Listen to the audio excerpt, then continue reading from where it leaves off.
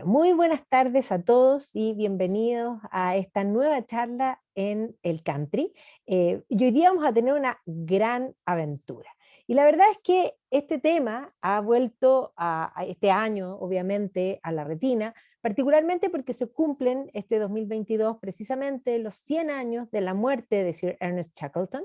Eso por una parte, pero además hay que decir que acaban de descubrir ahora en marzo, finalmente después de varias expediciones que andaban buscando hace harto tiempo los vestigios del Endeavour, pero precisamente ahora en el mes de marzo dieron con el barco, digamos la embarcación hundida, tan emblemática que obviamente fue noticia, aunque pasó bastante colado, porque nosotros tenemos tantas noticias a nivel político que esta noticia pasa colada entre un montón de otras cosas, siendo que es probablemente la más entretenida e interesante. Vino toda la polémica, qué hacer con precisamente el Endurance, que si sacarlo afuera, finalmente, bueno, obviamente la decisión fue no sacarlo, que pertenece al mar de Weddell, pero sí, evidentemente, esto no solo marca nuevamente el lugar, el punto donde se hundió, sino que trae en el año del centenario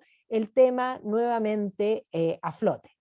Tremendamente emocionante ver el casco de la embarcación y los vestigios que obviamente bastante en un mar bastante congelado han permanecido en el tiempo. Y hay que decir que esta historia nunca se ha olvidado y en particular se ha ido convirtiendo en un emblema de lo que es el manejo del liderazgo, o sea, a Shackleton en particular se lo ha puesto, y eso ya vamos a hablar de cómo se va a ir convirtiendo en esa figura en torno a lo que es el liderazgo aplicado incluso a los negocios, porque hoy día esta historia es una historia que efectivamente logra salvar con vida en unas condiciones que debieron haber muerto probablemente al menos más de alguno, y teniendo en cuenta que esta expedición tiene dos partes, una parte que es el Endurance, que sabemos que es lo que pasó, ninguno murió, pero por otro lado está la Aurora, que va a llegar al otro lado de la Antártica, donde sí, efectivamente van a morir varios en algunas tormentas de nieve, por lo tanto se le atribuye digamos, a la forma de llevar la crisis de Ernest Shackleton, el haber logrado el éxito. Ahora, sin duda no va a ser solo, y ahí también es importante, y lo vamos a hablar al final, la figura de Juan Pardo, porque va a tener mucha suerte Shackleton al final de encontrarse con un marino que no solo tenía digamos, el ojo marinero, como plantean muy bien, porque él iba a intentar varias veces rescatar a sus compañeros, fracasadamente, y no va a ser sino hasta que cuando se encuentra con Juan Pardo que logra rescatar digamos, a todo su equipo. Sin duda se ha convertido en un emblema, o sea, el Endurance es no solo, es más, el nombre que de alguna manera ya decía algo en sí, el nombre del barco, pero esta hazaña se ha convertido en algo que se mantiene en el tiempo. No solamente el barco se descubrió hace poco, después les voy a contar más cosas, sino que también hace un par de años atrás descubrieron el whisky que había llevado en el fondo esta expedición, un whisky que para el día tiene años de guarda, y eso, bastantes años de guarda, y eso implicó que sacasen una edición, en el fondo un single malt, que hoy día se llama Shackleton, así que tiene whisky precisamente por ese hallazgo que fue tan, podríamos decir, simbólico en el sentido de que efectivamente encontrar cosas de las expediciones, no solamente de esta, que aunque es una expedición que no va a lograr dar, digamos, ni con el polo, ni ninguna de las cosas mayores, es la más conocida precisamente por la gesta que va a implicar. Ha sido recordado, y aquí vemos la filacteria, que evidentemente además hoy día tenemos todo lo que son las nuevas ediciones por los 100 años, pero hay precisamente en todas las South Georgian, en el fondo en las Shetland, pero obviamente británico en general, pero también en otros lugares, o sea, todo lo que es el territorio antártico británico lo tiene como emblema, y aquí vemos también las fotografías, porque esa va a ser otra de las características. No solo es una gran aventura, sino que es una gran aventura que puede ser muy bien contada, precisamente porque el propio Shackleton va a ser un hombre moderno en el sentido de la publicidad, y eso también va a ser una de las, digamos, de las características que hace que esta expedición en particular tenga ciertas características, no solo por lo que le sucede, sino que como tratan en el fondo el viaje, tanto el viaje durante, reportean el viaje, hay fotografías del viaje, se venden los derechos antes del viaje, o sea, va a ser un hombre tremendamente moderno. Aquí vemos algunas de las filacterias un poco para mostrar, y no solamente los británicos, sino que en otros lugares, precisamente también, esta gesta es recordada, hasta Ruanda, o sea, una cosa que uno dice, pero ¿cómo? Irlanda, por supuesto, porque él va a nacer en Irlanda. Y así también en Chile va a estar, también va a tener filacteria el personaje de Juan Pardo, que ya vamos a hablar de él. Así que precisamente Shackleton, bueno, va a nacer en 1874, digamos, en Irlanda, en Kilkea, en el fondo un lugar cerca de Kildare, cerca de Dublin. No va a pasar su vida principalmente ahí, porque la familia se va a mudar primero a Dublin y posteriormente a Inglaterra, y por lo tanto sí se va a criar en Inglaterra. Hasta el día de hoy, por supuesto, hay un museo de Shackleton en Irlanda, tiene una imagen y la tiene en bastantes lugares. ¿Ya? Su padre se llama Henry, su madre se llama Henrietta Leticia Sofía Gavan, y obviamente, bueno, ellos también venían de Cork, de la zona al sur de Irlanda, y obviamente que él va a tener esa ascendencia y ese vínculo con el mundo, en el fondo, irlandés. De hecho, la familia había tenido un tema, habían sido, podríamos decir, famosos en cierta forma, había habido un escándalo en relación a un robo de unas joyas de la corona, donde había estado precisamente un Shackleton involucrado. Por lo tanto, el nombre Shackleton era famoso en ese entonces por este tema, y posteriormente va a ser Sir Ernest el que va a cambiar la visión del apellido a algo muy distinto. Pero muy temprano, o sea, nació en el 74, o sea, cuando era, en el fondo tenía solo 6 años, se van a cambiar primero a Dublin, donde obviamente van a estudiar, el padre va a estudiar medicina en el Trinity College, o sea, tenían en el fondo una situación buena, suficiente para poder en el fondo costear estos estudios. El Trinity College es la universidad más importante de Dublin, fue una fundación hecha por la propia Isabel I de Inglaterra, que además es el emblema de todo lo que es lo que había sido desde el siglo XVIII la llamada Protestant Ascendancy en lo que es Dublin. ¿Ya? Y por lo tanto van a pertenecer a estas familias que podríamos decir están muy vinculadas, aunque son irlandeses, al mundo británico. Y por lo mismo, posteriormente se van a cambiar y se van a ir a vivir a Inglaterra, y aquí vemos la casa donde va a vivir en Sydenham, en el fondo, el doctor Shackleton con su familia y obviamente con Ernest también. Así que va a ser educado primero, es un periodo, entendamos que él nace en 1874, recién los colegios comienzan a ser formados, los colegios como, digamos, como idea endémica y generalizada para todos los niños, porque antes hay que entender que la ley de instrucción primaria de los británicos es de la década de 1870. Previo a eso no es que no hubiese colegio, había colegios vinculados con la iglesia o con cualquier persona particular que tuviese una casa y que quisiese enseñar lo que quería, pero no había un currículum. Pero ya vamos a tener que cuando él entre al colegio ya hay colegio, aunque va a ser educado primeramente por una institutriz, posteriormente va a entrar y va a tener educación formal ya en el plano de esa educación ya establecida. Y aquí está la foto de curso, donde ahí en la ventana, yo le puse un círculo rojo, aparece Ernest Shackleton. ¿Ya?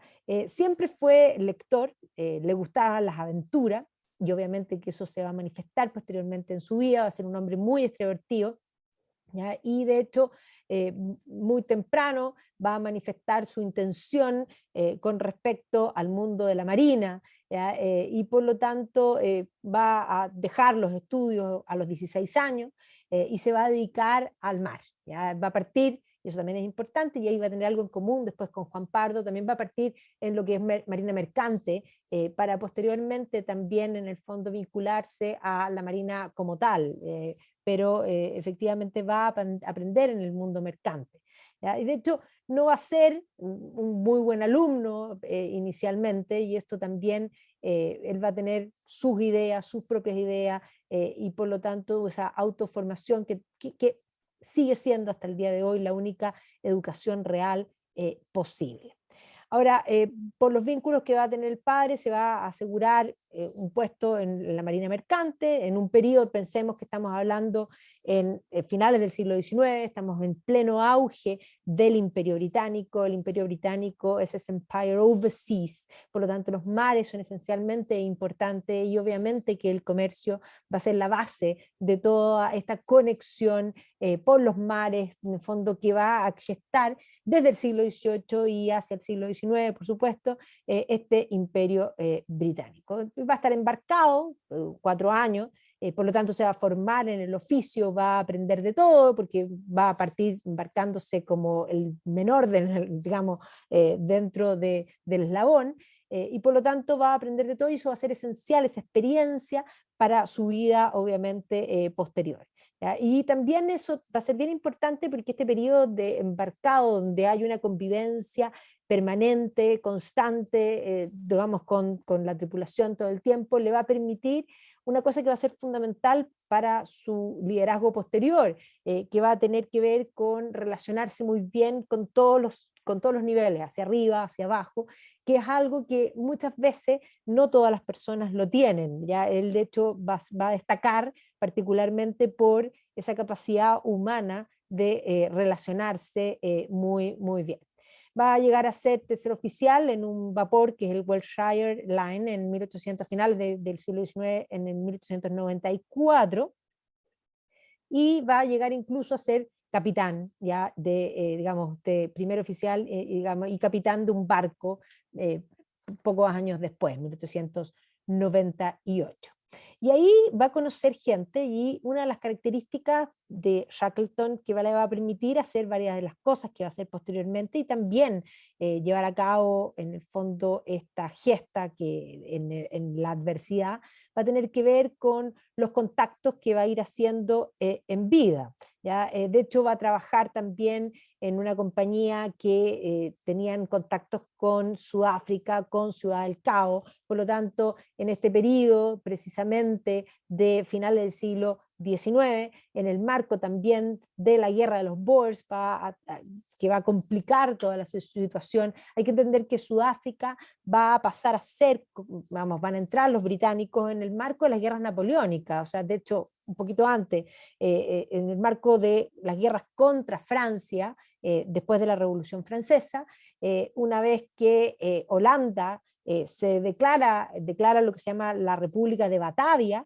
En ese momento esta colonia holandesa va a ser ocupada por los británicos, y después con Napoleón, en el fondo, y a la derrota de Napoleón, el Congreso de Viena le va a entregar los territorios sudafricanos a los ingleses, la parte del Cabo, porque lo que era Ciudad del Cabo era simplemente un puerto de reabastecimiento para lo que era la marina mercante holandesa, y no se nos puede olvidar que durante el siglo XVIII la marina mercante holandesa era la más importante, la Compañía de las Indias Orientales holandesa era la compañía más grande del mundo. Y si nosotros hoy día agarramos a Apple, Microsoft, ponemos todas las compañías grandes juntas, no le llegan pero ni a un cuarto a lo que era la VOC. ¿Ya? Entonces, efectivamente, Sudáfrica, ahora inglesa, van a tener la administración del Cabo, y todo va a estar tranquilo porque los holandeses se van a ir al norte y se van a instalar en lo que es la zona del Transvaal y el Orange, y van a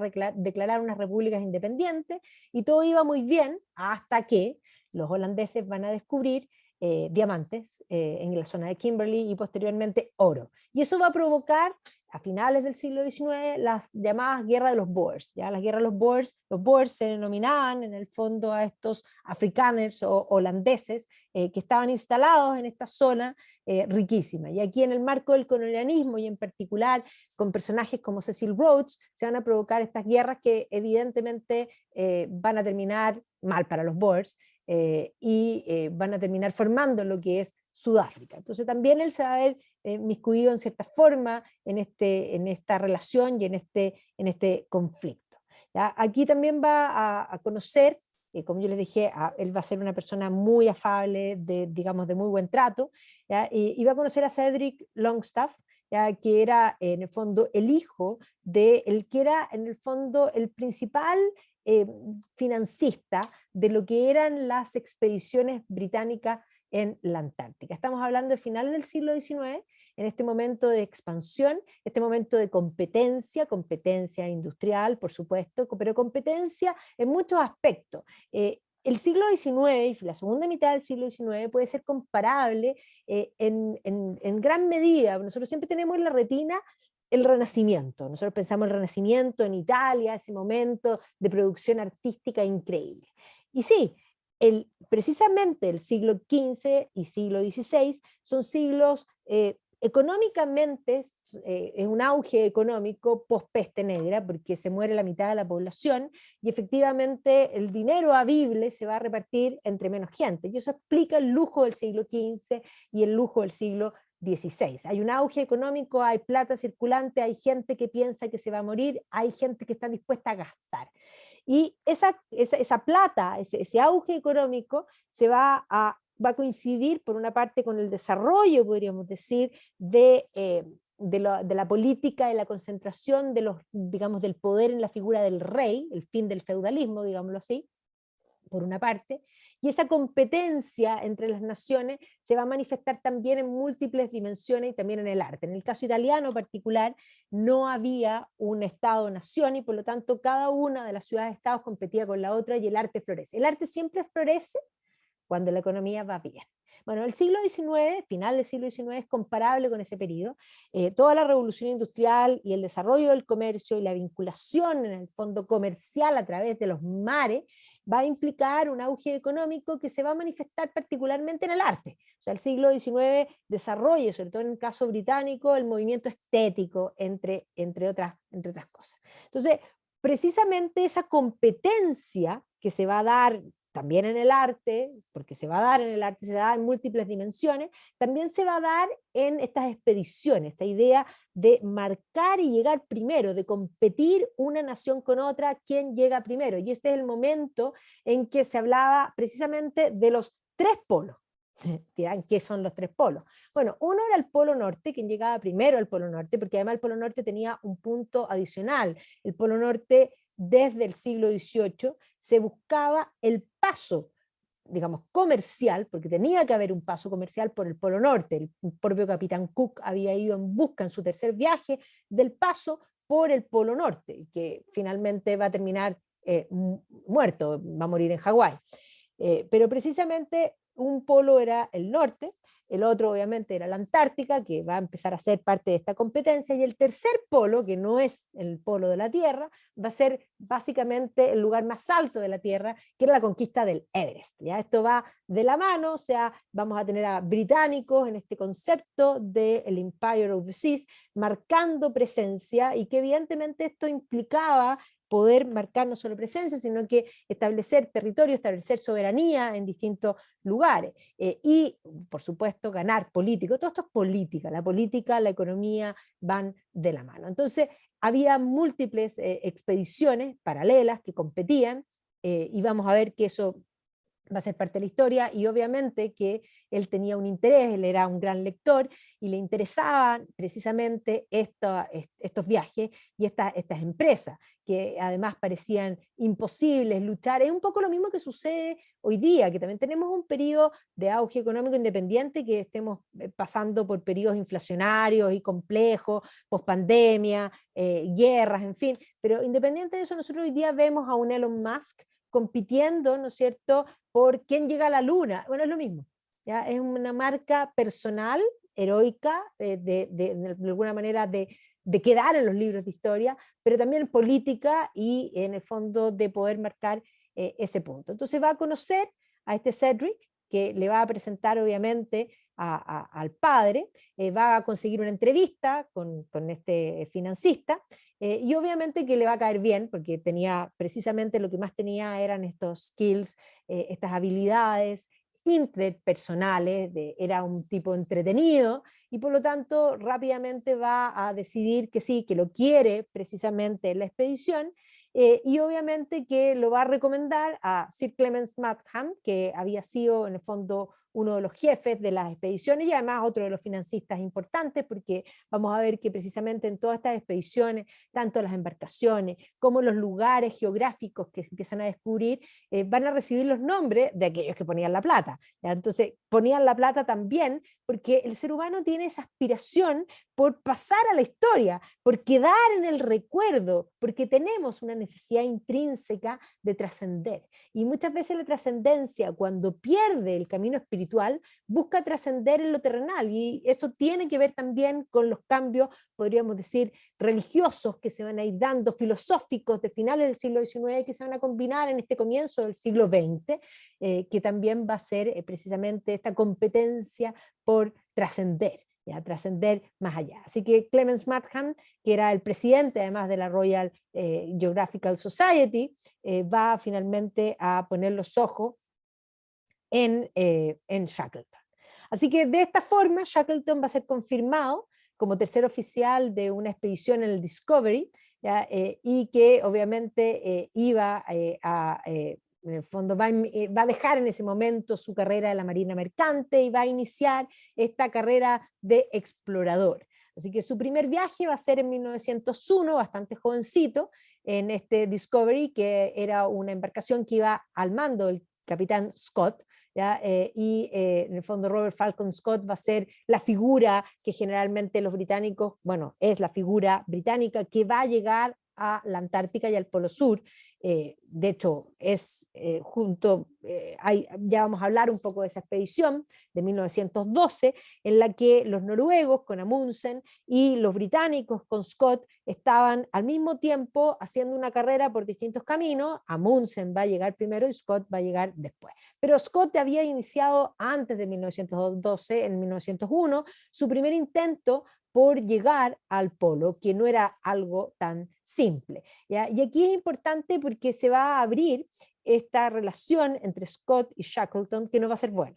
Y no va a ser buena precisamente porque, bueno, el propio Scott va a plantear que en realidad en un momento, porque no les va a ir bien en esta expedición, igual van a lograr avanzar bastante, pero van a tener que regresar, y él va a mandar de vuelta a Shackleton diciendo que estaba quebrado y que estaba totalmente, en el fondo, estaba preocupado por su salud. Pero hoy día muchos autores, principalmente biógrafos de Shackleton, plantean que la relación con Scott no era buena porque Shackleton ya había desarrollado esta capacidad de vincularse dentro del equipo, y de generar estos puentes que hacía que el liderazgo de Scott se viese mermado. O sea, el capitán no quiere que alguien más brille. Por lo tanto, va a haber una rivalidad de aquí en adelante con Scott, ¿ya? Y de hecho, incluso esa rivalidad va a permanecer más allá de la muerte de Shackleton, porque cuando Shackleton muere el año 22, hay que entender que todo lo que eran las expediciones antárticas para el mundo británico era Scott. Scott, Scott, Scott. Y no va a ser sino hasta la segunda mitad del siglo XX donde la figura de Shackleton va a empezar a aparecer, y van a empezar a competir, digamos, y posteriormente hoy día, de hecho hace un tiempo atrás se hizo un ranking de los principales británicos, y Shackleton quedó en el puesto 11, y Scott quedó en el 52. O sea, efectivamente esta rivalidad, podríamos decir, le ganó finalmente Shackleton, pero en el tiempo y en la historia. El sedazo del tiempo, de alguna manera, lo puso en un lugar, digamos, superior al de Scott, haciendo que Scott sí va a llegar al polo. Y no solo va a llegar al polo, sino que va a ser una expedición tremendamente dramática. Entonces, esta expedición del Discovery tenía, como todas las expediciones, siempre, y esto desde el comienzo, si uno piensa ya la expedición del capitán Cook, estamos hablando del siglo XVIII, viajaba con científicos. El capitán Cook va a viajar en su embarcación con Joseph Banks. Joseph Banks va a ser el principal naturalista que va a existir durante el siglo XVIII, que va a ser el creador de todos los jardines botánicos, y que de hecho va a coleccionar distintas, digamos, especies botánicas para posteriormente poder catalogarlas, esa obsesión del siglo XVIII de ordenar, catalogar. Eso que vemos en el viaje del capitán Cook, acompañado de científicos y acompañado de dibujantes, porque no solo era importante viajar, sino que lo importante era poder transmitir esa información al público general. Eso que hace el capitán Cook lo va a hacer también Alexander von Humboldt, que en este caso no es británico, pero un alemán, que también va a hacer un viaje de corte científico por Latinoamérica y que también va a llevar en el fondo dibujante y que va a tratar de transmitir eso y que posteriormente va a dedicar su vida a hacer conferencias para acumular toda digamos, todo lo que recogió y llevarlo a la ciencia. Alexander von Humboldt es el primer hombre en considerar y entender lo que es un ecosistema como concepto. Pero si nosotros pensamos después en Darwin, también exactamente lo mismo. O sea, todas estas expediciones que no solo eran competencia política, económica, sino que también buscaban ese avance en la ciencia. O sea, los científicos tenían que ir. ¿Ya? Entonces digamos, eran expediciones apoyadas por el rey, en este caso, ¿ya? Aquí la reina todavía estamos en la época, estamos en 1901, estamos precisamente a la muerte de la reina Victoria y por lo tanto en el ascenso del que va a ser Eduardo VII. ¿Ya? Y por lo tanto, efectivamente, con apoyo real iban todas estas embarcaciones. ¿Ya? Y obviamente que aquí van a tener disciplina de la Armada y Shackleton efectivamente tenía cargos menores, tenía que estaba a cargo de ver en el fondo el análisis del agua, ¿ya? Y de ver los almacenes, las bodegas, las provisiones y organizar el entretenimiento, y él tenía obviamente todas esas habilidades interpersonales que lo van a hacer muy bien y que obviamente va a ir generando este choque con Scott. Y efectivamente el Discovery va a zarpar el 31 de julio de 1901, va a llegar a la costa de la Antártica y luego en el fondo, a volver en el fondo por el sur, por Ciudad del Cabo, en el fondo, y Nueva Zelanda. Y aquí Shackleton va a participar, por ejemplo, en este viaje, en un viaje experimental que van a hacer en globo aerostático. Está precisamente la fotografía, iban científicos que evidentemente tenían que hacer estas pruebas, y el propio Edward Wilson que va a llevar todo la bitácora. Las bitácoras son tremendamente importantes porque son los registros para poder contar la historia. Esto es igual que hoy día la gente va a un lugar y sube las fotos a Instagram, porque si no las sube a Instagram los viajes no son. La gente saca fotografías, ¿para qué? Para tener el registro de lo que fue. Bueno, esta es una época que también, y todas las épocas anteriores, antes cuando no había fotografía eran los dibujos, los dibujantes eran tan importantes como los marineros. Y aquí vemos Edward Wilson que lleva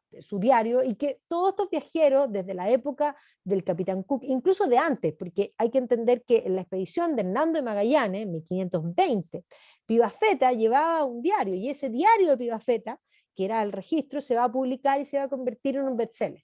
Entonces, estos diarios de viaje, que posteriormente el capitán Cook publica sus viajes, Alexander von Humboldt publica sus viajes, el propio Darwin publica sus viajes, o sea, esta idea de los viajeros, de acercar al público general, va a ser algo que atrae. Los viajes siempre atraen. También en el fondo aquí van a hacer un viaje en trineo importante y van a llegar a una zona que va a ser para Scott propia, que es el llamado McMurdo, donde se va a establecer en el fondo una ruta segura para poder entrar en el fondo en la Antártica. Y este nombre es importante porque posteriormente vamos a ver que Shackleton va a hacer sus expediciones propias, y dentro de sus expediciones propias Scott le va a marcar el punto diciéndole McMurdo es mío, así que por ahí no te puedes meter, van a tratar de dividir las aguas. Ahora, precisamente aquí también van a tener problemas con el hielo, sí van a lograr salir, van a pasarlo bastante mal y por lo tanto también se van a escribir todas estas aventuras.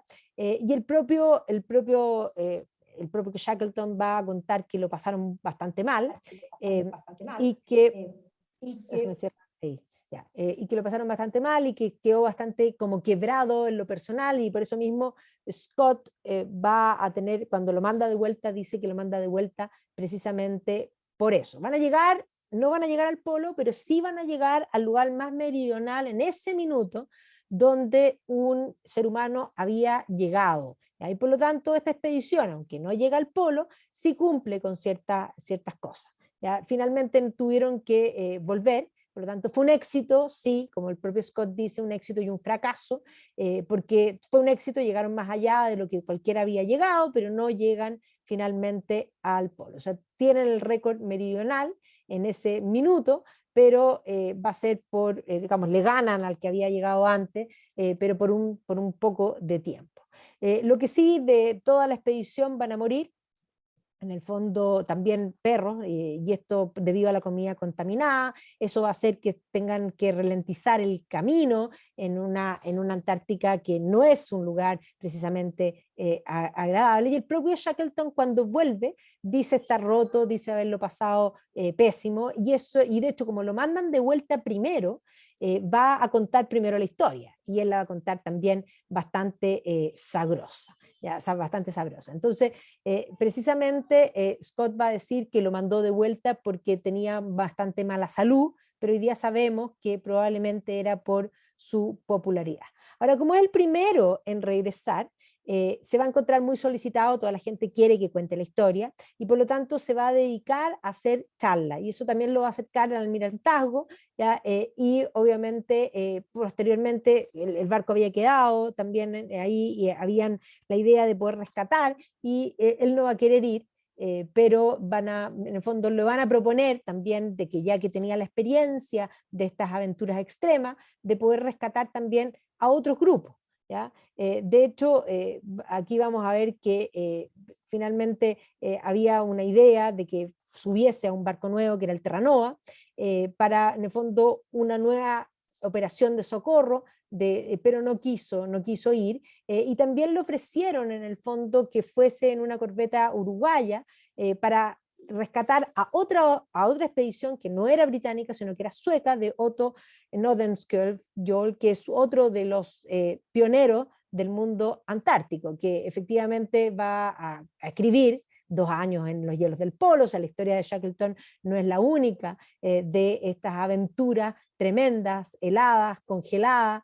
que van a surgir. Hay una película, de hecho, para todos aquellos que les gusta Netflix, sobre una expedición que en este caso no es en la Antártica, sino que es en el Polo Norte, que también quedan varados varios años, y que finalmente también se salvan. ¿Ya? O sea, que estas historias hay muchísimos, y esto era tremendamente arriesgado. Va a volver después de que digamos, va a ser bastante solicitado, y que va a rechazar estas expediciones, había quedado bastante traumado también en ese minuto, va a trabajar como periodista en una revista, algo que no le va a funcionar muy bien, va a trabajar como secretario de la Sociedad Geográfica Escocesa, y ese mismo año, 1904, se va a casar con Emily Norman, con quien va a tener 3 hijos, y con quien va a permanecer casado el resto de su vida, independiente de que también se sabe que Ernest Shackleton va a tener un amante, que además es curioso porque la señora y el amante van a terminar conversando entre ellas, ya por la situación de este hombre desaparecido. ¿Ya? Pero sí, va a tener, su mujer lo va a ayudar muchísimo, porque ella también tenía una situación familiar bastante holgada, y por lo tanto hay muchos vínculos a nivel social que le va a permitir ayudar a su marido a hacer fundraising para sus empresas. O sea, pensemos que este va a ser un marido que va a estar bastante fuera, ¿ya? En la vida. ¿Ya? Entonces, efectivamente, aunque Shackleton intentó hacer otras cosas, siempre su corazón estaba en esta idea de volver, de intentar. Todavía nadie había conquistado el Polo Sur, por lo tanto, llegar al Polo era su gran ambición en ese minuto. Va a intentar trabajar en otras cosas, en compañías especulativas que tenían que ver con Oriente, que no lo va a hacer esta vez, sino que en varias oportunidades en su vida va a intentar buscar fortuna y hacer otras cosas. Incluso va a intentar ser político, se va a presentar como Member of Parliament de Dundee y no va a salir electo. ¿Ya? Entonces, efectivamente, va a intentar también como industrial y va a conocer ahí otra vez esta relación cercana, personal, digamos, con las personas, le va a permitir que este industrial, que va a ser William Bardmore, lo va a contratar, pero él finalmente lo va a decidir auspiciar para que haga en el fondo una expedición, o sea, lo que estaba buscando eran financistas, no tenía la plata para poder hacer una expedición, y va a ser su aval. Así que de esta forma, teniendo ya la plata, va a presentar en 1907, había ido en 1901, la vez anterior, ya, un plan para poder en el fondo ir como una misión de la Antártica británica para poder llegar obviamente al Polo Sur. ¿Ya? Su objetivo era el Polo Sur y era el Polo Sur magnético, y obviamente que aquí va a buscar más fundraising y varias personas lo van a apoyar.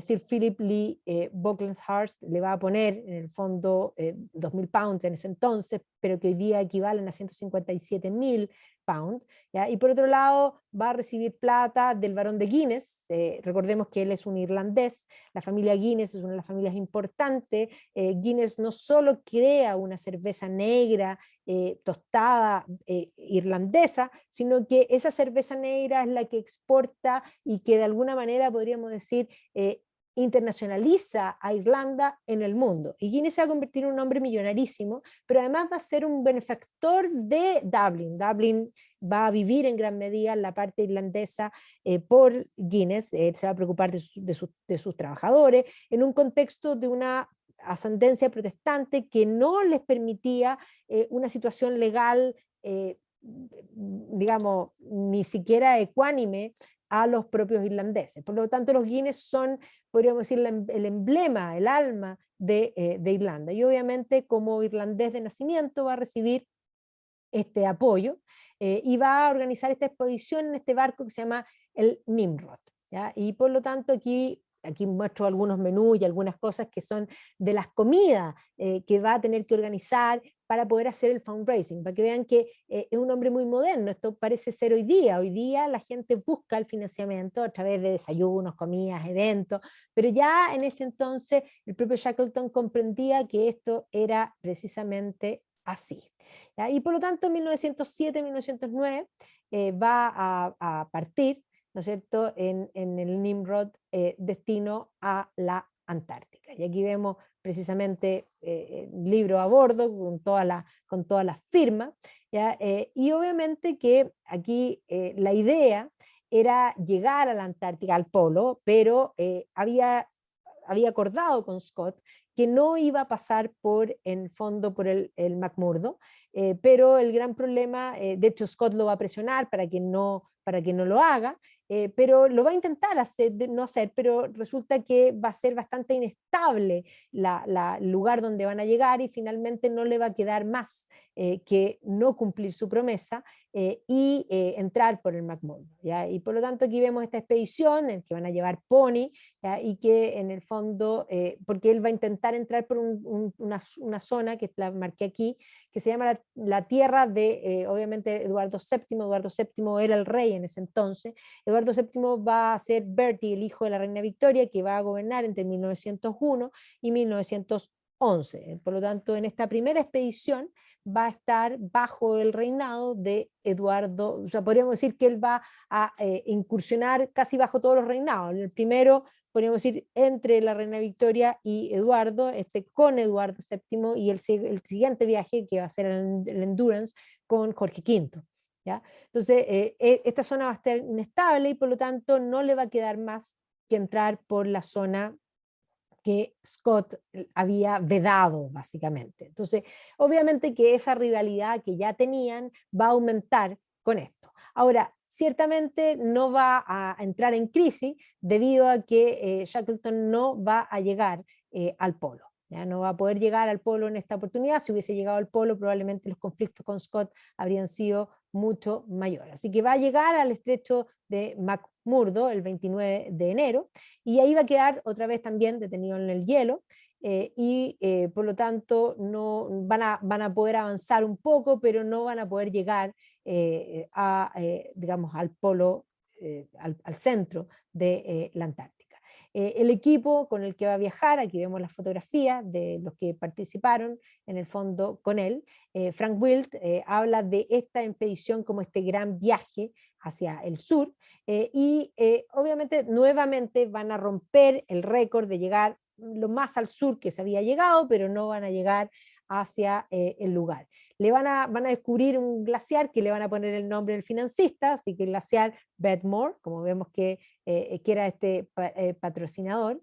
Y aquí vemos las fotografías precisamente de esta expedición, y que van a ser los primeros, en el fondo, las primeras personas en viajar a través de esta meseta antártica. O sea, van a cumplir varios récords, y por lo tanto es un éxito dentro de un fracaso otra vez, porque es un éxito porque logran cosas que nadie ha logrado, pero es un fracaso porque no va a llegar al polo. ¿Ya? Y finalmente van a tener que volver en una carrera contra el frío, contra el hambre, ¿ya? Y de hecho aquí hay cosas bien importantes, porque cuando venían de vuelta, y aquí también muestra la personalidad de Shackleton, cuando venían de vuelta muertos de frío, muertos de hambre, y cada uno guardando las raciones, el propio Shackleton le va a entregar parte de sus raciones a Wild, una galleta en particular, y el propio Wild posteriormente va a decir que ese, en el fondo, ni todo el dinero que haya sido vacunado podría haber comprado esa galleta, y nunca olvidaré ese sacrificio. Y eso evidentemente marcaba una diferencia, era bien particular en ese sentido el propio Shackleton. En esta expedición van a ser los primeros en subir a un volcán activo también en la Antártica, van a ser los primeros en hacer un libro creado integralmente en la Antártica, que va a ser esta Aurora Australis, ¿ya? Que evidentemente es parte de la publicidad posterior, y van a tener una localización aproximada de lo que era el polo sur magnético, ya que aquí precisamente algunos de la parte de la expedición van a llegar a un lugar cercano. Y cuando ya vuelve, va a ser considerado un héroe para los británicos, porque había superado todas las metas, no había llegado, pero había sido el que había estado más cerca, y va a publicar su relato, que obviamente eso lo va a catapultar, porque esos libros se vendían como pan caliente desde siempre, y por lo tanto se va a convertir en un hombre conocido, y no solo conocido, sino que va a ser honrado.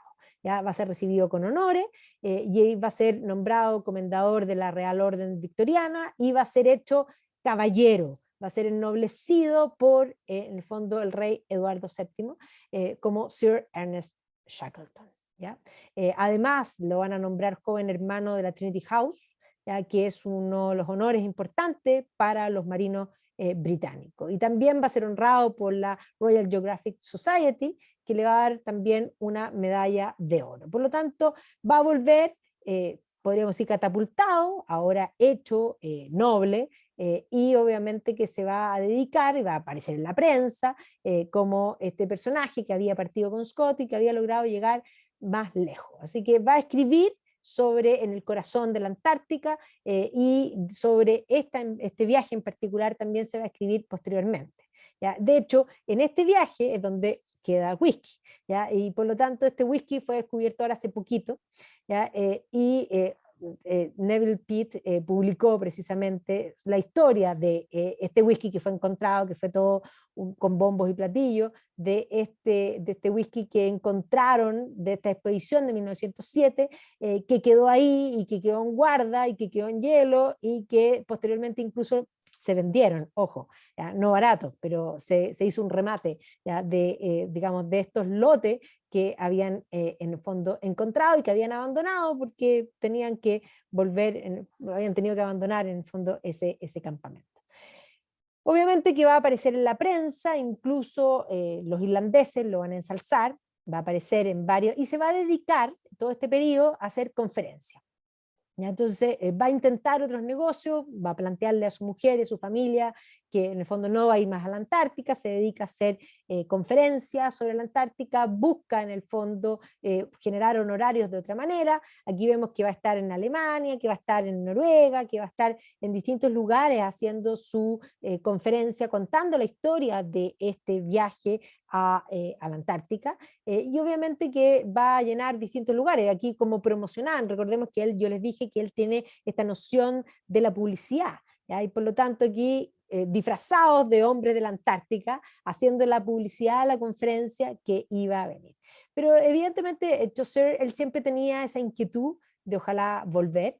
¿Ya? Le había prometido a su mujer que no iba a ir nunca más y que su lugar ahora estaba en la casa, pero su mujer siempre supo que eso era poco probable. En este periodo sí va a estar en la familia, va a estar con los hijos, que no los va a ver mucho en la vida, pero efectivamente en este periodo va a estar presente y supuestamente con la promesa de que se iba a quedar, pero en realidad su corazón, y su mujer siempre lo va a saber, estaba siempre en esta idea de poder llegar más allá, esta obsesión. Y de hecho ella misma va a ser parte que lo va a ayudar, se va a dar cuenta que no hay caso, que él necesita volver y que lo va a ayudar a hacer el fundraising para poder conseguir los recursos. Y a pesar de toda esta ayuda y de la comprensión, y ahí es donde, porque muchos consideran que es un personaje bien intachable, va a aparecer la figura de Rosalind, que era su amante, que posteriormente cuando él se va a terminar comunicándose con su mujer, o sea, es todo un tema no menor digamos, de esto, y que podríamos decir era bastante propio de la sociedad eduardiana de ese entonces, la victoriana también, que parecían pulcros y buenos, pero en realidad tenían esa doble vida, ese puritanismo oculto por una parte, esa, que trataba de mostrarse intachable, pero por otra parte tenían esa vida. Bueno, la verdad es que aquí conversando, y siempre le tincaba volver, conversando con Douglas Manson, que estaba nuevamente la idea de una expedición hacia el sur. La verdad es que a él se le iban las manos inmediatamente con esta idea y siempre se juntaba con aquellos que tenían nuevas ideas, nuevas rutas, y que de hecho él también había escrito, había sido uno de los que había estado también, como muchos de los exploradores antárticos, cuando no llegaban esa obsesión de poder llegar. Y así, finalmente, la verdad es que él en el fondo va a lograr, y aquí buscando esto, no va a lograr todavía una expedición propia, y en ese entonces, en 1910, va a aparecer la exposición, la expedición que le van a financiar a Scott, que era, recordemos, con el que había viajado primeramente, y que va a partir en 1910. ¿Ya? Y aquí precisamente Scott va a partir al polo, él va a mirar desde lejos, va a estar atento en todo lo que sucede, él también estaba buscando un fundraising para poder volver al polo, pero no tenía todavía el dinero suficiente para poder partir.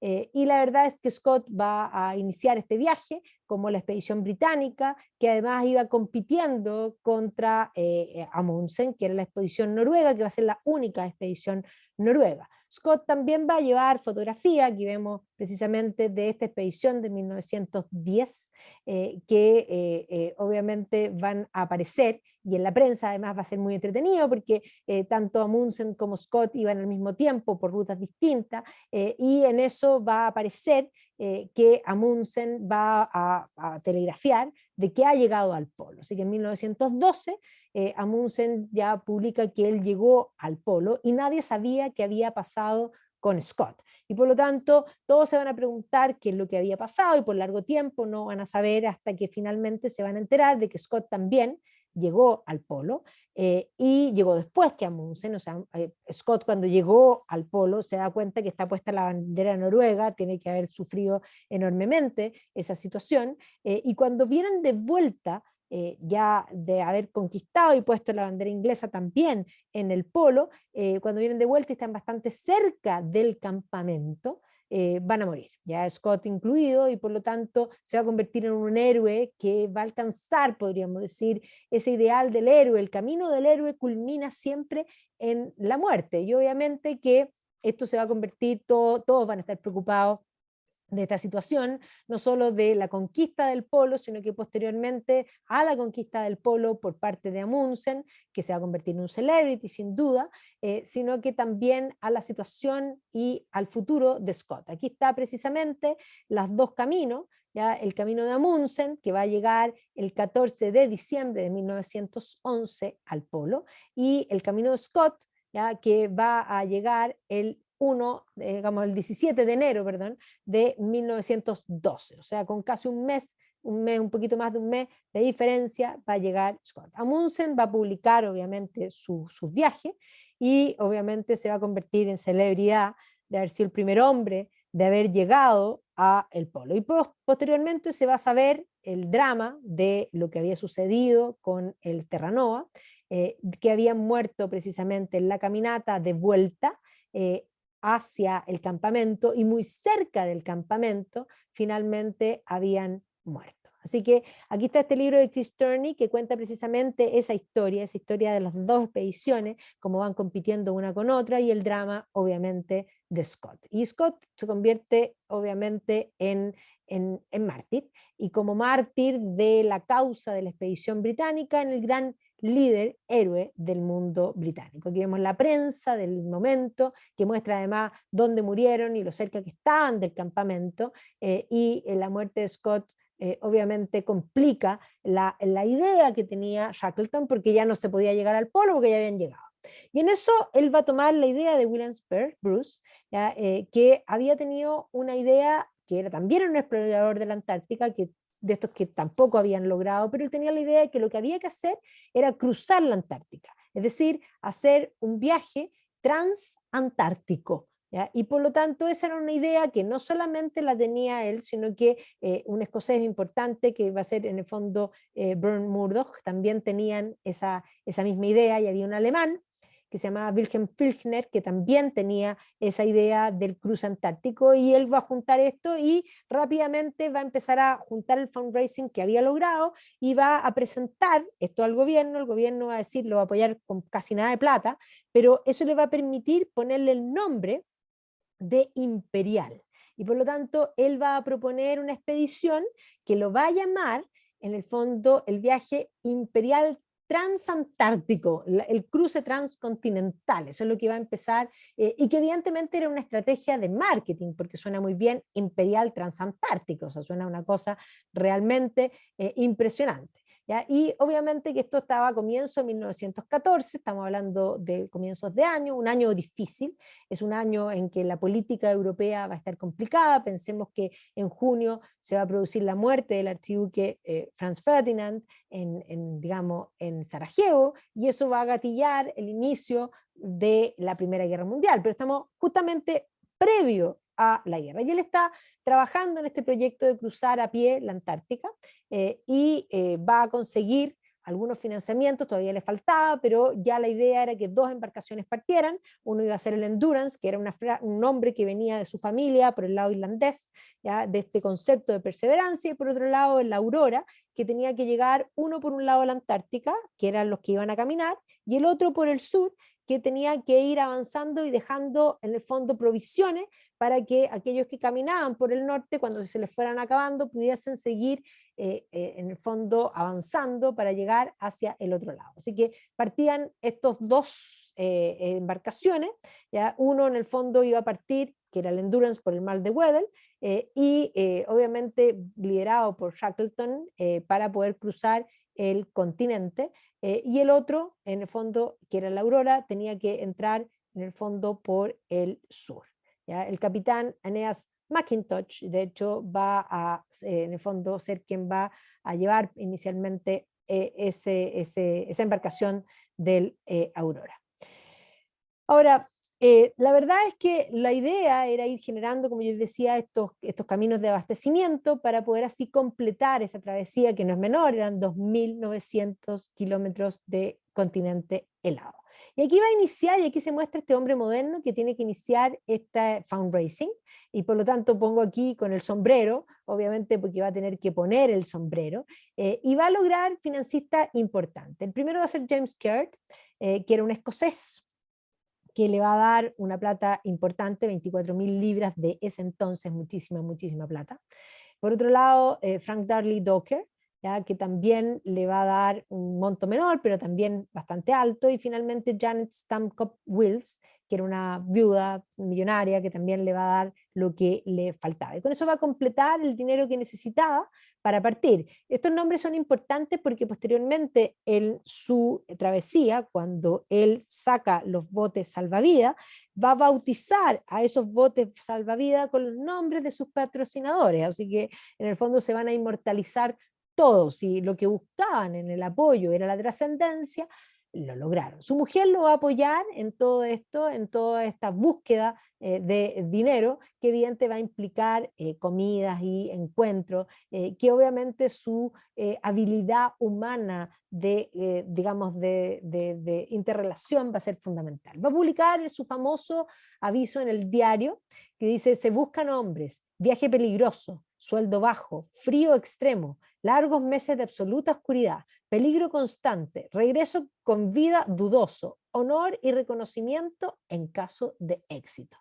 Y este aviso, que parece tan poco marquetero, va a recibir más de 500 personas digamos, perdón, 5.000, más de 5.000 solicitudes que van a querer participar, de los que finalmente van a seleccionar a 56 personas, 28 para cada una de las embarcaciones. Así que esto se va a convertir en su aviso, hasta el día de hoy es como la frase, porque evidentemente es un aviso no solo curioso, sino que aquí uno se da cuenta del espíritu de este tiempo, es un tiempo previo a la guerra. Y es súper importante que sea previo a la guerra, porque hay un optimismo tremendamente importante en esa confianza del ser humano que lo puede todo, y eso tiene que ver con eso. Por eso 5.000 respuestas a un llamado de este tipo. Si esto hubiese sido después de la guerra va a cambiar la percepción europea completamente. ¿Ya? El pesimismo va a ser lo que va a entrar. Así que Shackleton, ya teniendo la plata, va a estar con el problema de que la guerra está a punto de partir, él todavía no ha partido, y la guerra está ahí a puertas, ya ha muerto el archiduque, y por lo tanto la guerra se ve venir. Es más, la guerra inicia justamente cuando él está por partir, y es entonces cuando Winston Churchill, que en ese entonces era el primer lord del almirantazgo, le manda un telegrama, porque tenía todo listo, y le dice proceed, o sea, parta. Así que Shackleton parte con esta guerra que está partiendo, y de hecho una de las cosas interesantes es que cuando son rescatados, lo primero que preguntan es ¿cuándo terminó la guerra? Y le dicen: la guerra todavía no ha terminado, porque esta guerra que supuestamente iba a ser finiquitada, y eso es importante porque Shackleton se va con esa percepción de que la guerra iba a terminar pronto, que la guerra iba a durar muy poco, porque además tenían esa confianza en el, digamos, en el ser humano y en el progreso indefinido, y por lo tanto iban a estar de vuelta antes de Navidad. ¿Ya? Pero la verdad es que la guerra se estanca y Shackleton no tenía cómo saber. Y eso también va a explicar los problemas que va a tener la expedición una vez que no vuelven, que no saben noticias de ellos, para que los rescaten, porque Europa estaba en guerra.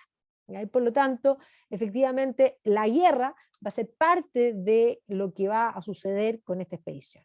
Bueno, van a partir los barcos primero, y Shackleton se va a encontrar con su equipo en Buenos Aires, y entendamos que estamos hablando de un Buenos Aires de 1914, es decir, Buenos Aires era, pero es decir, la gente que emigraba de Europa, emigraba, pensaban, era para ellos lo mismo, irse a Nueva York o irse a Buenos Aires. Buenos Aires era fantástico, una ciudad europea fabulosa, que muestra precisamente, cuando uno contrasta lo que Buenos Aires fue con lo que Buenos Aires es, muestra el ejemplo de Argentina como un país de ejemplo de cómo haberlo hecho mal, ¿ya? Porque efectivamente de la plena riqueza y de la abundancia y de la cultura profunda europea, eso se va a terminar perdiendo. Pero van a partir aquí en Buenos Aires con todo el glamour, con todas, en el fondo, las reuniones, como la expedición británica real, con el apoyo del rey, donde además les van a regalar, entre otras cosas, una radio que nunca funcionó. Ojo, eso también es importante tener en cuenta, porque si hubiese funcionado probablemente la historia habrían sido un poco distintas. Entonces van a partir las dos embarcaciones, ¿no es cierto?, desde Buenos Aires hacia, en el fondo, lo que son las Islas Georgian del Sur.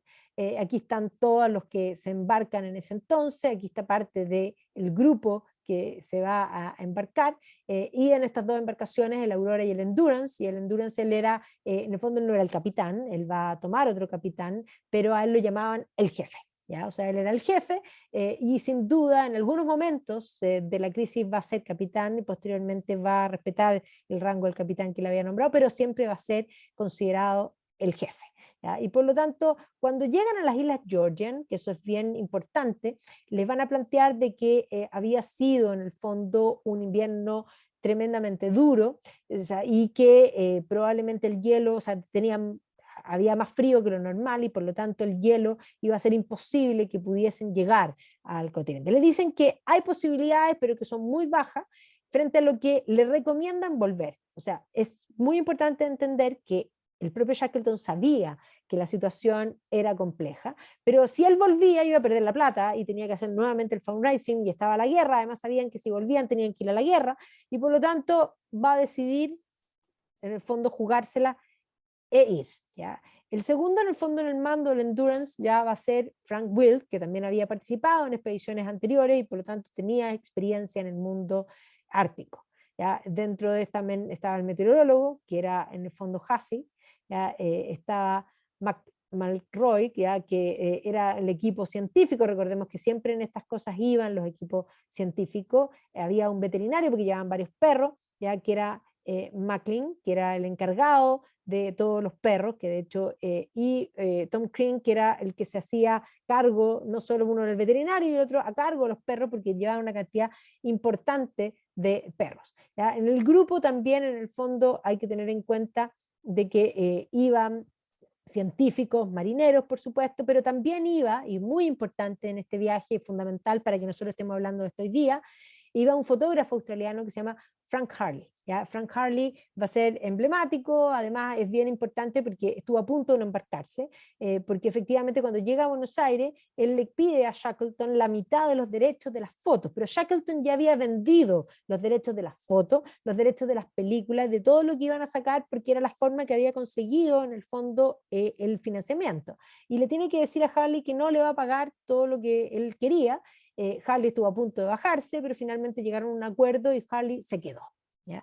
Y que va a ser tremendamente importante, y Harley es un gran fotógrafo, no solo de esta expedición, que evidentemente es lo que nos permite reconstituir toda la historia y poder nosotros vívidamente vivir incluso hasta el frío, sino que posteriormente también va a participar en la guerra. Fotos extraordinarias de la Primera Guerra Mundial también son de Harley. Estas fotos son coloreadas posteriormente, pero aquí vemos el equipo saliendo, y ahí está Harley con sus cámaras que va a llevar y que evidentemente va a ser algo fundamental, porque para Shackleton el poder mostrar esto a la gente era esencial, era la forma de hacer publicidad y por lo tanto de poder también captar los recursos necesarios para este y para otras expediciones. En este caso ya había vendido los derechos, por lo tanto tenía que...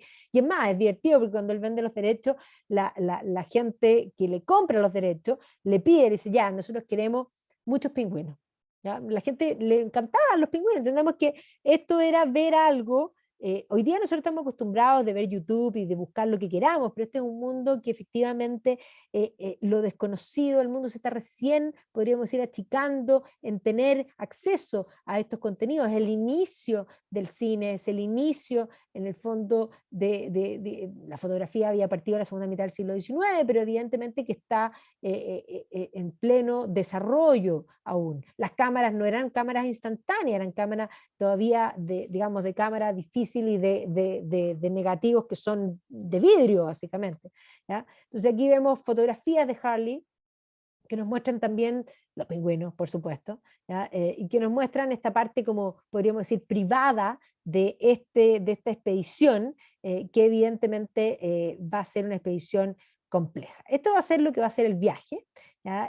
Que efectivamente ellos van a partir aquí en las Georgian, van a bajar, por debido a los problemas no van a poder avanzar, todo esto estaba hecho hielo y por lo tanto finalmente van a quedar atrapados en el hielo y va a ser la historia de cómo vuelven. ¿Ya? Y por otra parte, cuando ya vuelven, ya en la isla, él va a lograr con el equipo, primero, una vez que el barco, ya lo vamos a hablar, cuando el barco se hunde, él va a sobrevivir con el equipo primero en hielo y posteriormente navegando en estas pequeñas embarcaciones que eran los botes salvavidas, literalmente hasta lo que es la isla Elefante, y ahí va a dejar a su tripulación y va a volver, va a navegar un mar tremendamente duro, con tormentas, que va a habilitar una de las embarcaciones, uno de los botes salvavidas, como barquito, digámoslo así, y va a llegar a esta isla Georgian, pero va a llegar por los vientos y por las corrientes a una parte donde no estaba el poblado,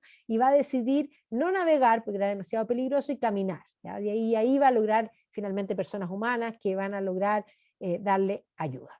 Así como se descubrió, por una parte, hoy día el barco, por otra parte, el whisky de la expedición anterior. También hace poco se descubrió unos negativos que habían quedado, pero que correspondían a la parte de la Aurora, que habían quedado ahí abandonados y que se encontró hace poco tiempo y estaban todos pegoteados, y con eso hemos podido tener más fotografías digamos, de este viaje, digamos, del ambiente, de la fotografía, de lo que buscaban. Como pueden ver, están bastante dañados, pero tiene que ver con ese rescate, ¿ya? Y que efectivamente es parte de este grupo, del otro grupo, del grupo que se separan en el fondo Georgia y que va por el sur para poder abastecer. También se encontró esta Biblia, ¿ya? Que era parte de en el fondo de esta expedición. Entonces, bueno, van a partir con todas las recomendaciones de no hacerlo, en este frío momento en el que se les va a hacer bastante complejo ir avanzando, y ahí obviamente que todas estas fotografías que nosotros vemos es Frank Harley, que además se va a colgar del mástil, así cual, no sé, me recuerda al poema de Coleridge, de este marinero que ya buscaba, porque pensemos que hasta el propio Capitán Cook buscaba la tierra austral y también trató de llegar hacia el sur. Esta idea de llegar, de colgarse en el mástil para poder ser el que está más lejos. Bueno, y Frank Harley va a ser el que nos va a mostrar, no solo porque aquí está sacando el foto a alguien más, le saca una foto a él, ¿ya? Pero nos va a mostrar esta realidad y nos va a mostrar esta intimidad de estos marineros en el endurance, ¿ya? Que va a hacer que esto se convierta en algo vívido, en algo humano, ¿ya? Y también obviamente nos va a permitir esto, y los diarios de vida nos van a permitir también ir la historia posterior, porque se van a salvar todos, ir contando esa historia. En la Aurora no todos se salvan, pero sí van a poder también reconstituir esa historia. Incluso sabemos cómo se llamaban los perros, que obviamente, miren los nombres: Shakespeare, Samson, Hércules, ¿ya? Sire, Smiler, Surly, ¿ya? Que eran parte del equipo. Entonces se van a sacar las fotos todos juntos, van a establecer en el fondo también los primeros campamentos, van a nacer en varios casos algunos cachorritos, ¿ya? Y aquí vemos al propio Shackleton lavando los perros, alimentando a los perros. Al poco tiempo, al poco andar, él ya se da cuenta de que la advertencia no era menor, ¿ya? Y por lo tanto se da cuenta de que va a tener que cambiar y que estaba peligroso el rumbo, y obviamente que pensaba que también iba a venir el calor y que con eso se iba a ir descongelando y que efectivamente iban a poder pasar, pero no se va a cumplir eso. Van a salir de las Islas Georgia el 5 de diciembre, van a entrar en el fondo al mar de Weddell, y efectivamente se van a topar con los hielos, se van a ralentizar en su avance, y efectivamente esto va a ir de mal en peor, y ya para el 19 de enero va a quedar totalmente inmovilizado en una barquiza, en el fondo, en una banquisa de hielo, ¿ya? Y ahí la idea era esperar de que se descongelara, esa era la idea inicial, pero también se va a dar cuenta tempranamente de que eso no va a pasar. Y aquí vemos esta fotografía de Harley, esto que yo les decía, colgado de los mástiles, que nos muestra precisamente esta navegación por el hielo que van dejando en el fondo, pero van rompiendo el hielo en la medida que se podía al comienzo, y aquí también colgado, sacando en el fondo esta fotografía, y aquí navegando literalmente donde ya va a ser prácticamente imposible pasar, ¿ya? Y obviamente que van a terminar estancados. Y ahí, en el fondo, consciente de que quedaron atrapados y que esto es peligroso, va a decidir que se tienen que trasladar a una estación invernal, es decir, se bajan en el hielo, que en el fondo sobre un iceberg, digámoslo así, como van para poder esperar a lo que pase, pero evidentemente el hielo va a ir apretando, y no solo eso, sino que el barco está estancado, sí, pero va avanzando, va avanzando y desde donde quedó atrapado hasta donde se hundió, avanzó bastante y van avanzando juntos porque están avanzando en el mismo bloque de hielo.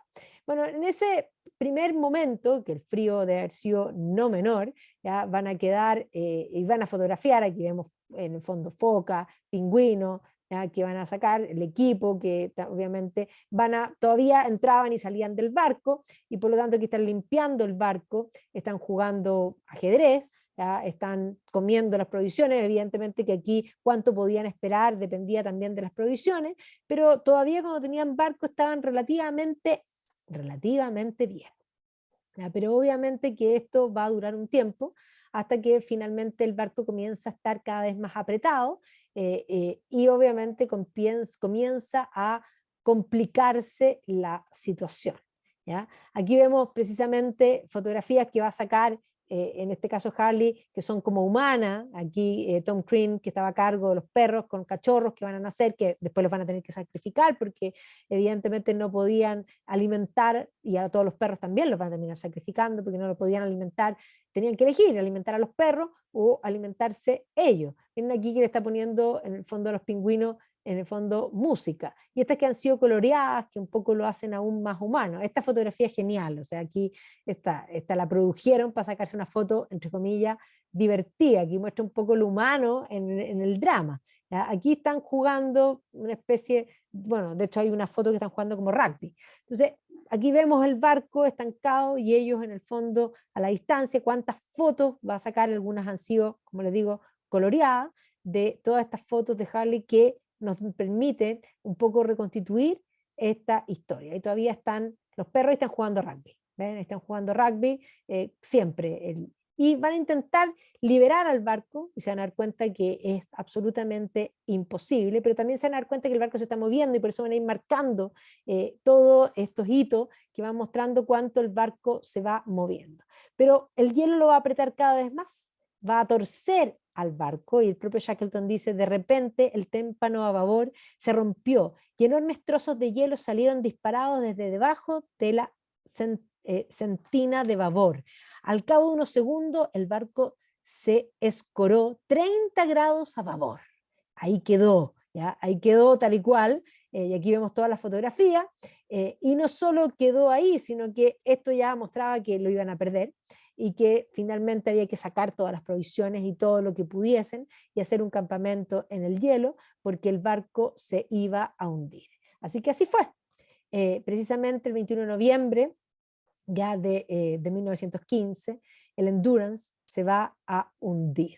Así que van a perder la embarcación, ahí lo pueden ver todas las fotografías de cómo se va hundiendo, y van a quedar arriba literalmente de hielo, haciendo este campamento y un poco pensando qué se puede hacer, obviamente van a estar en este hielo flotante, sabían que estaban a una cantidad de fondo de 400 kilómetros digamos, de donde tenían que encontrar gente para que los salvara, y ahí en el fondo se van a quedar por un tiempo, y aquí lo vemos todavía con los perros, colgando ropa, o sea, hasta ropa lavaban, cocinando, como vemos en este campamento, con los trineos, con las provisiones, y él va a decidir en el fondo cambiar también a otra barquiza primero, y después se da cuenta de que ya no pueden seguir ahí, que es tremendamente peligroso, y que por lo tanto tienen que, de hecho ellos tienen que empezar a caminar. Ellos van a llevar primero 2 botes y después van a ir a buscar el tercer bote. ¿Ya? Porque efectivamente tenían que salir de ahí para poder llegar a algún lugar fijo, ¿ya? Y aquí evidentemente calculaban que aquí está la isla Elefante y aquí tenían que llegar a South Georgia a pedir ayuda, ¿ya? Y van a efectivamente trasladarse hacia la isla Elefante, digamos, las 3 embarcaciones que tenían, y ahí se van a instalar, ¿ya? Van a ser días angustiosos también en el agua, pero van a llegar a esta isla que, digamos, muy grata tampoco era, pero ahí se van a instalar con un frío no menor, pero también Shackleton va a saber que no se puede quedar ahí, que no se pueden quedar esperando ahí, que nadie va a llegar y que por lo tanto tiene que ir a buscar ayuda, y decide junto con el carpintero, que va a ser esencial, reacondicionar uno de los botes para poder cruzar al otro lado. Y los otros dos botes, como pueden ver, los van a usar como campamento, porque el frío aquí es algo realmente tremendo. Entonces aquí van a tomar la decisión de que un grupo tiene que ir en esta embarcación pequeña, todos se van a ofrecer. Shackleton finalmente va a elegir a algunos para que en el fondo lo acompañen, y los otros que tienen que quedar ahí, y él promete volver por ellos y dice que ninguno se va a morir. ¿Ya? Entonces, efectivamente, la preocupación que ya habíamos visto en el viaje de Shackleton anterior, donde había entregado la galleta, también Frank Hartley, por ejemplo, se le rompen los guantes y Shackleton le entrega sus propios guantes. ¿Ya? Entonces, aquí él va a comandar lo que va a ser la James Caird, que era el principal financista, si lo va a llamar, a este botecito, y Henry McNish va a ser el que va a arreglar el barco, era el carpintero. McNish había tenido un roce con Shackleton porque había llevado un gato, ¿ya? Que era precisamente, en el fondo la llamaba Miss Chippy, a él le decían Mr. Chippy, y entonces era Mrs. Chippy, y la va a terminar sacrificando. Y por lo tanto tenía ese roce, pero aquí se va a cuadrar y lo va a obedecer y va a reacondicionar y va a ser tremendamente clave digamos, en esa acción de reacondicionar ese bote. Shackleton tenía, aquí lo pongo en esta foto que es anterior, pero lo vemos de alguna manera al mando, va a elegir el equipo, y dentro de este equipo va a llevar al capitán, que era Frank Woolsey, y que va a ser clave porque no, la navegación va a ser tremendamente difícil, van a haber grandes tormentas y él prácticamente va a navegar con conocimiento, porque va a ser muy difícil usar el sextante como correspondía, y por lo tanto va a ser clave su experiencia marinera. Tom King, que le va a rogar, que era el que estaba a cargo de los perros, ya no habían perros, rogar, participar. Por otra parte, va a elegir a dos marineros que tenían gran cantidad de fuerza, porque se iba a necesitar, que son John Vincent y Timothy McCarthy, y obviamente el carpintero McNish, que va a ser fundamental, que va a reacondicionar la embarcación, poniéndole también velas para permitir que este James Caird en el fondo pueda cruzar el mar, que no era un mar tranquilo, y no va a ser tranquilo, y va a ser tremendamente difícil. Ya van a ver los acantilados de las Islas Georgian, pero no van a poder cruzar el mar, ¿ya? Y finalmente los va a llevar la corriente hasta el lado de la isla donde no tenían que ir, pero ahí es donde Shackleton va a decidir, y esta es una copia de la embarcación hoy día se ha hecho una réplica, y de hecho la Armada de Chile tiene también en Punta Arenas una exhibición importante de lo que es el tema de Shackleton. Y obviamente que ya una vez en la tierra va a decidir cruzar por tierra, y ahí ese cruce por tierra también va a ser tremendamente difícil, porque tenían que llegar donde estaban las estaciones de los balleneros noruegos que estaban en esa forma. Así que McNish, Vincent y McCarthy se van a quedar, y él va a partir en el fondo con la otra parte del equipo. Y así van a llegar.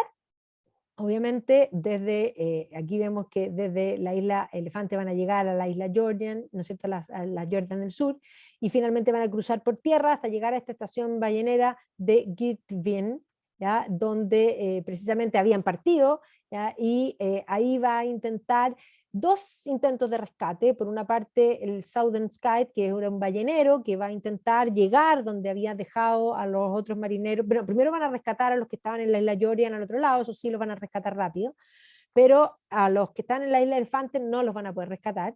Va a intentar también con un barco, una embarcación uruguaya, que era un instituto de pesca número 1, que tampoco va a lograr, y ahí va a llegar finalmente a Punta Arenas, donde una Punta Arenas también de 1916, donde va a recurrir en el fondo el gobierno chileno, quien lo va a contactar con el almirante Joaquín Muñoz Hurtado, que era el director general de la Armada, quien a su vez dispuso al almirante Luis López, que era el jefe del apostadero naval de Magallanes, que le proporcionara a Shackleton un buque.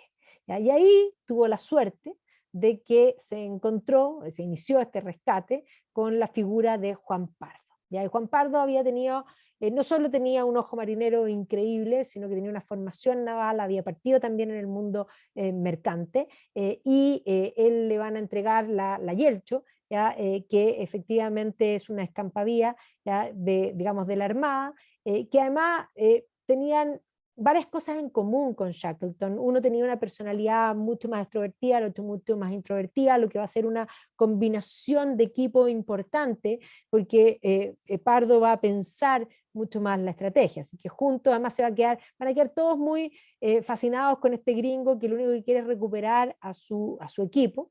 Y Juan Pardo va a ser tremendamente noble, sabía que era tremendamente difícil y que efectivamente lo que le habían advertido a Shackleton de que no fuera con el hielo seguía siendo un tema todavía, y por lo tanto le escribe a su padre y le escribe lo siguiente, dice: la tarea es grande, pero nada me da miedo, soy chileno.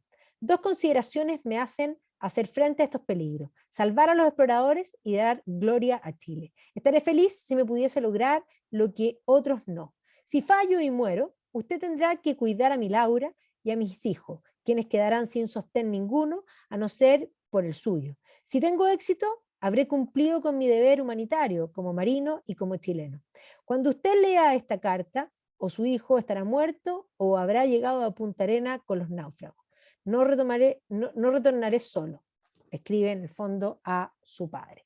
Así que juntos planifican esta ida y el 25 de agosto va a zarpar en el fondo con la Yelcho, ¿no es cierto?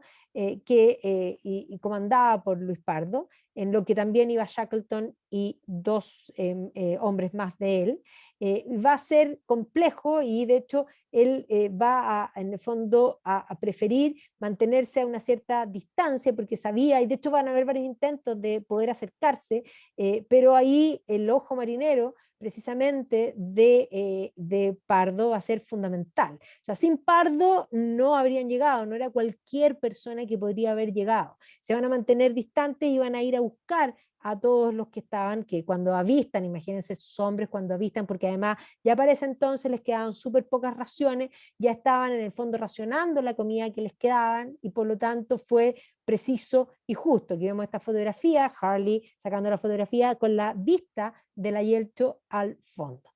Y evidentemente esto va a ser recibido, pero increíble, ¿ya? Y inicialmente, de hecho, el gobierno británico, que no había actuado porque además estaban en guerra, y por lo tanto la última prioridad del gobierno británico eran los exploradores de la Antártica. ¿Ya? Y por lo tanto, bueno, al piloto Pardo lo van a ascender, ¿no es cierto?, a piloto, y en el fondo se lo anotó en la hoja de vida, pero el gobierno británico le ofreció una cantidad de dinero no menor que él no aceptó. Después, posteriormente, se ríen porque la señora decía, si hubiese sabido todo lo que era, la habría aceptado y me la habría guardado yo, ¿ya? Pero él no la aceptó porque dijo que era su deber. O sea, eso muestra también el valor humano, no solamente el valor marino y estratégico que va a permitir este rescate, sino que humano del piloto Pardo. ¿Ya? O sea, 25.000 libras esterlinas de ese entonces era literalmente una fortuna. Ahora, este rescate va a aparecer en todas partes. El piloto Pardo no va a aparecer mayormente en la prensa británica. Y aquí hay un tema que muchos han planteado que fue deliberado y que probablemente fue político. Si bien Shackleton tenía muy buenas migas con Pardo, el gobierno británico se piensa que le recomendó que no hiciera aparecer mucho a Pardo para que él apareciera como el héroe. Esta es la fotografía que se saca Juan Pardo con todos sus rescatados, ¿no es cierto? Que evidentemente en la fotografía, podríamos decir, del siglo en ese momento, va a haber celebraciones en Punta Arena, va a haber en el fondo una conferencia, de hecho el propio Shackleton va a hacer una conferencia en el teatro en ese mismo momento, ahí está la conferencia en el Teatro Municipal, que va a ser y posteriormente también en Valparaíso. La Armada sí lo recuerda y lo honra, y efectivamente hay hoy día, hasta el día de hoy, bustos del piloto Pardo en los distintos lugares donde estuvo. No solamente que tiene que ver con este rescate, sino que tiene clarísimo que si no hubiese sido por él, no habrían sido rescatados. No es Shackleton solo, es Shackleton y Pardo los que van a rescatar precisamente con vida a todos aquellos que habían quedado atrapados. Así que ahí está, con distintas, incluso también en la isla Elefante también está presente, ahí está la escultura de Pardo, ¿ya? Y obviamente se lo recuerda como uno, no solamente él, sino que nosotros tenemos dos pioneros importantes en temas digamos, estratégico, como es Juan Pardo en este caso particular del Endurance y esta gesta, sino que también aquí pongo al Teniente Bello, que ha sido, bueno, la gente se acuerda y dice más perdido que el Teniente Bello, porque sí, se perdió, pero es uno de los pioneros de la aviación en Chile, que también ha pasado sin pena y gloria, excepto por el dicho de que se perdió, que efectivamente se perdió en un vuelo experimental entre Santiago y Cartagena. Así que aquí vemos, les recomiendo el documental que hizo Sebastián Domínguez, que lo hizo también con la Armada, para Mar de Chile, ¿no es cierto? Este rescate del fin del mundo, donde precisamente uno de los propósitos que hace Seba es intentar ensalzar donde corresponde a la figura del piloto pardo. Shackleton sin duda había tenido una acción importante de liderazgo de mantener el espíritu, pero Shackleton sin Pardo no habría podido, en el fondo, rescatar. No habría podido cumplir con su promesa. Y lo vemos Juan Pardo también vestido de caballero. Esto va a aparecer en toda la prensa. Como vemos, el Daily Mirror va a cubrir varias portadas, en el fondo Daily Graphic, ¿ya? Y va a aparecer precisamente en medio del final de la guerra, este momento, miren aquí por favor el Daily News, en el fondo un barco que se aplasta, que se hunde en el Ártico, todos sobreviven. Esa era la gran noticia. ¿Ya? Ahora, había que ir a rescatar todavía a los otros de la Aurora y ahí se van a enterar, y de hecho Shackleton se va a empeñar en ir a recuperar a ellos y se va a enterar de que en el caso de la Aurora no todos sobrevivieron, sino que algunos murieron. Así que por eso está este otro libro que se llama The Lost Men, los hombres que se perdieron en este viaje, que eran parte de el Aurora. Ahí está la Aurora cuando partió, y aquí están también porque él, además, después, posteriormente, tenía la plata, les va a pagar también a los marineros, ahí están los cheques del Lloyd Bank, donde les va a terminar pagando a todos. Así que Shackleton va a pasar a la historia por esta, digamos, hazaña, por esta hazaña que salvó a todos de esta muerte segura que en otro caso hubiese sido. Pero cuando llega a Inglaterra, están en la guerra, y por lo tanto se va a ofrecer rápidamente para el ejército, todos van a ir a la guerra, todos se van a embarcar, lo van a mandar a Buenos Aires el año 1917, un poco como diplomático, no le va a ir muy bien en ese caso. ¿Ya?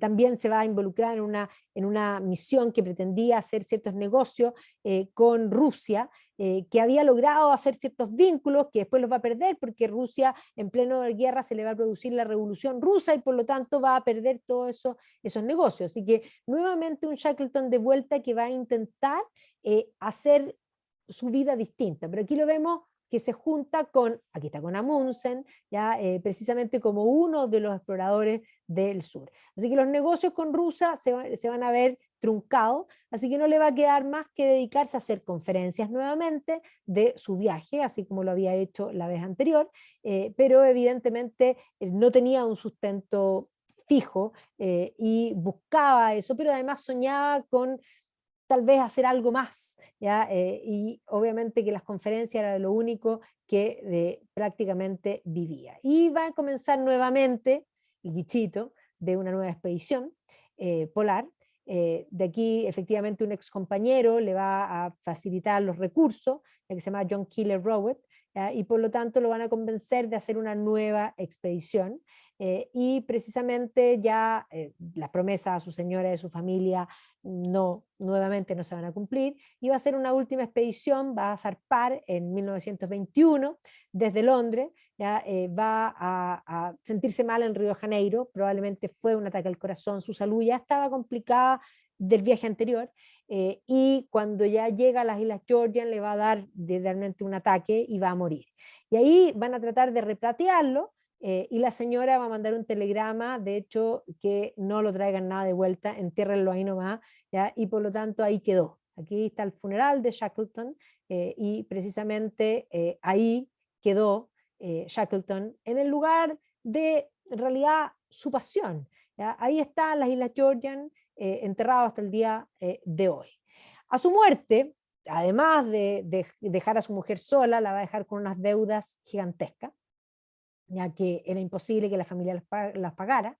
Así que se van a escribir, de hecho van a escribir este libro que es la vida de Ernest Shackleton, de Hugh Robert Mill, que le va a permitir a la viuda sostenerse y pagar un poco las deudas y generar un fondo memorial de Shackleton que le va a permitir un poco vivir. Se va a instaurar una primera escultura el año 32 en la Geographical Society en Kensington, en Londres, y ella va a morir el año 36, pero está la familia, están los hijos, tenía 3 hijos, de hecho uno de los hijos después va a ser parlamentario. Y al año 43 ya va a aparecer en estos viajes antárticos publicados por la Universidad de Oxford la aventura de Shackleton como un capítulo también. Y el año 59 se va a escribir en el fondo este viaje del Endurance, que nuevamente va a poner esta idea sobre la retina de las personas. Pero va a ser, hasta todo ese tiempo, a pesar de que aparecía esta historia, Scott figuraba por sobre Shackleton.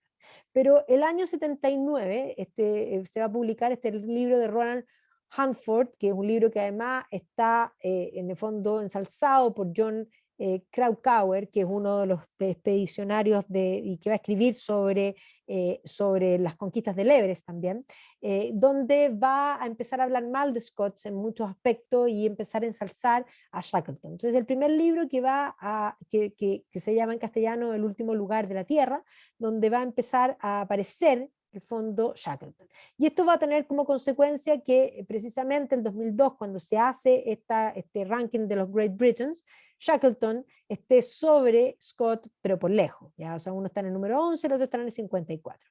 En el año 2014 se hace este cómic, ¿ya? Que evidentemente también va a hacer que la historia sea conocida más masivamente. Y ya el 2001 es bien interesante porque aparece este libro que se llama Shackleton Way, la forma de Shackleton, donde se habla del liderazgo. Aquí son 2 mujeres, Margaret Morell y Stephanie Caparel, que van a comenzar a hablar de Shackleton como un ejemplo de liderazgo. Y por lo tanto las escuelas de negocios van a empezar a tomar la historia de Shackleton y esta idea de leading the edge, de en el fondo el manejo de crisis como un ejemplo, y obviamente que va a empezar a aparecer en varios libros vinculados con eso. Y por lo tanto la gesta de Shackleton va a pasar a ser la más famosa. En 2013, como ya les contaba, se descubren estos negativos, que obviamente vuelven a poner a el Endurance y a Shackleton sobre la mesa, y la búsqueda de los vestigios del Endurance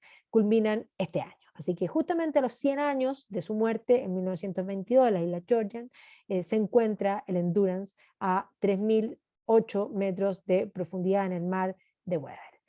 Yo les recomiendo, para que vean, partamos por las películas, el año 2002 creo, sí, creo que es el 2002, Kenneth Branagh, gran actor británico, encarnó a la figura de Shackleton en una serie que tiene, una miniserie que tiene 2 capítulos, que además sale hasta parecido, realmente parecido, muy buena, se la súper recomiendo, véanla, está súper simple, hasta en YouTube, pero lamentablemente en españolísimo, pero sí, la pueden ver por lo menos ahí. Se hizo otra hace poco tiempo que se llama Shackleton's Captain, ¿ya? Y que precisamente se refiere al equipo.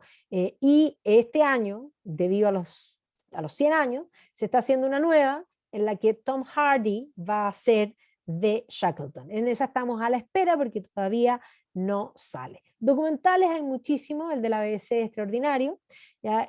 Hay uno relatado por Kevin Spacey, así que tiene muy buena voz, y hay muchísimos documentales, incluido el de Sebastián Domínguez, que ya se los planteé, hecho aquí en Chile, muy bueno. Está el libro de Shackleton, Sur, que efectivamente cuenta esta historia, junto con los otros libros de Shackleton que cuentan las historias anteriores, y biografías hay varias, la de Ranulph Fiennes probablemente es la más conocida. Este año han aparecido varias también, esta de Michael Smith, ya que efectivamente habla en fondo del el endurance y la conquista, lo que conquistamos. Aquí vemos también la rivalidad entre Scott y Shackleton, que obviamente aquí hay muchísimos libros que se han ido publicando, también los propios de él. Charles Rivers también ha editado, él es un editor, ¿no es cierto?, gran parte. Y aquí vemos también la fotografía, ya la Odisea de la Antártica, que también están. Este está en castellano y es súper, súper bueno, Atrapados en el hielo. de la Carolina Alexander, que también, y La prisión blanca, en el fondo, que cuenta un poco esta misma historia. En castellano hay bastante también, o sea, no solamente en inglés, porque yo siempre pongo en inglés, pero evidentemente se han ido publicando muchísimos libros, ¿ya? Y de hecho ahora, bueno, este el atrapado, el que acaba de salir, que ha sido súper por los 100 años, es este que se llama Shackleton Incredible Voyage, de el Endurance, de Alfred Lansing, que tiene increíble crítica, así que ese puede ser una buena lectura para este año. Voy a dejar de compartir